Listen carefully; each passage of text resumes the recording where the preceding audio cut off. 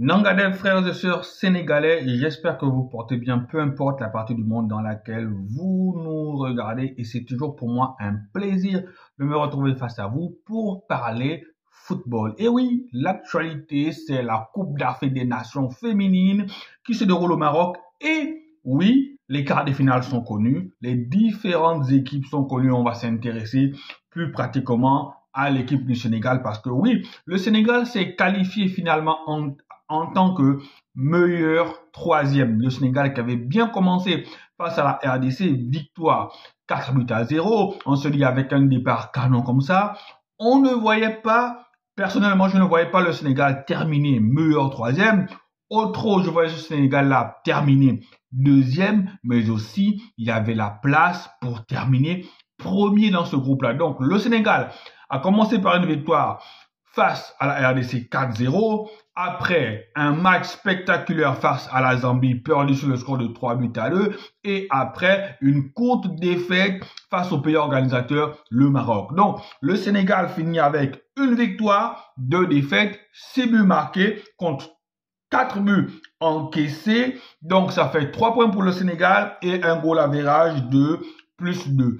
Les meilleurs deuxièmes dans cette compétition-là sont le Mali qui finit avec 4 points, le Sénégal 3 points et le Botswana qui avait 3 points mais un goal average négatif de -1. Donc ce qui fait en sorte que l'Afrique du Sud qui finit premier du groupe C avec 2 victoires, 1 match nul, 7 buts marqués pour 1 but encaissé. L'Afrique du Sud, c'est une puissance offensive certaine et une défense hermétique. Donc ça finit avec 7 points et +6. Donc les quarts de finale, ça va donner Afrique du Sud, Sénégal.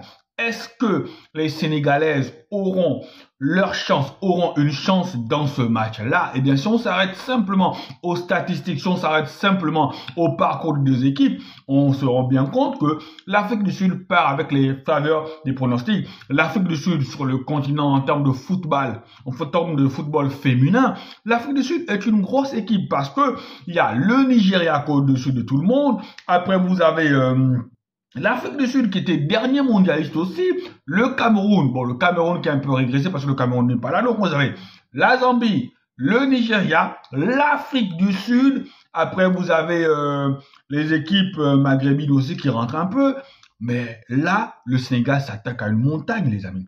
Amis sénégalais, c'est un véritable challenge qui se présente face aux Lions de la Teranga, mais après le football est rond, chaque match est différent, chaque match a son histoire, chaque match a sa dramaturgie. Et on a vu PSG, Chelsea ou Chelsea, PSG, on a vu que le PSG venait avec des certitudes, on a vu que le PSG venait avec toute la mort possible, on a vu que le PSG venait avec toute une histoire de victoire qui fait en sorte que peu d'observateurs voyaient Chelsea gagner. Donc c'est comme dans ce match-là.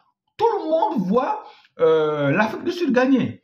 Tout le monde voit l'Afrique du Sud supérieure et l'Afrique du Sud est supérieure. Mais après, c'est aux Sénégalaises de jouer leurs atouts, c'est aux Sénégalaises de jouer crânement leur chance. Tout peut arriver sur le football.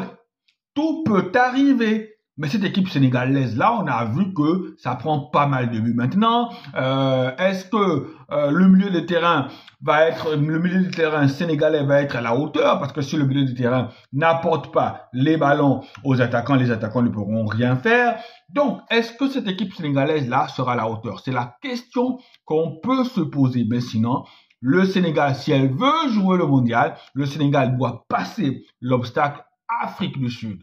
Allez les amis, à plus!